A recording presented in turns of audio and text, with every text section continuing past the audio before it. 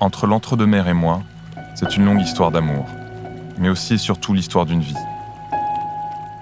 Notre famille puise ses racines dans cette région.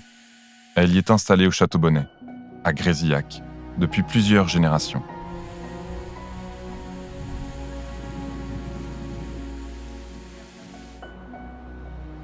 J'ai grandi ici, émerveillé par ces vieilles pierres, par ces paysages que je n'ai eu de cesse de parcourir.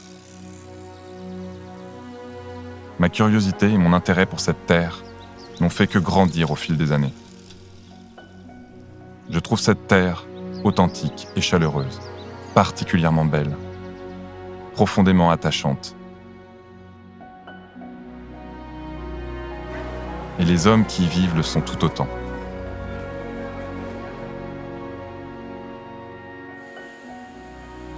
C'est une terre, pour moi, jalonnée de souvenirs.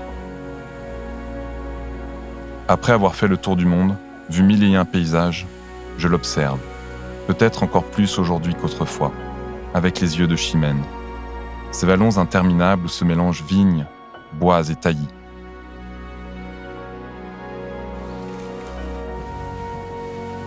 Ces villages et ces bastides au passé chargé d'histoire.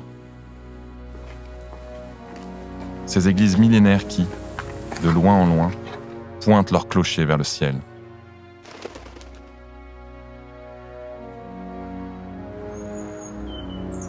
Ces petits cimetières au charme désuet. La chaleur de ces maisons en pierre de taille ou bien, encore, ces magnifiques domaines aux demeures centenaires. À tout cela vient s'ajouter un élément au charme incontestable, aux reflets changeants en fonction des heures de la journée, où les lumières sont à couper le souffle à la tombée du jour. C'est la rivière Dordogne. Avec ses berges jalonnées de maisons superbes, de villages pittoresques avec leurs ports et pontons, où sont amarrés des yolles multicolores, prêtes à partir pêcher la pibale, la lauze ou la lamproie. Cette terre n'est pas faite que de paysages, mais aussi d'hommes et de femmes qui, comme moi, l'aiment et la façonnent. Ce sont avant tout des paysans. Ici, la viticulture, activité reine, n'est pas aussi renommée que celle des autres régions du Bordelais.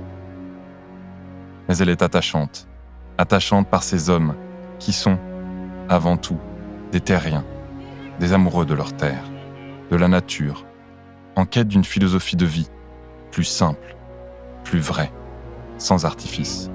Ils parlent un langage vrai.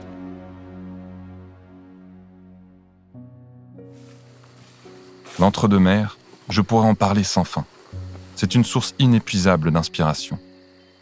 J'ai beaucoup voyagé, mais j'ai toujours ressenti le besoin de revenir sur cette terre qui est la mienne, et pour laquelle j'éprouve un attachement sans faille.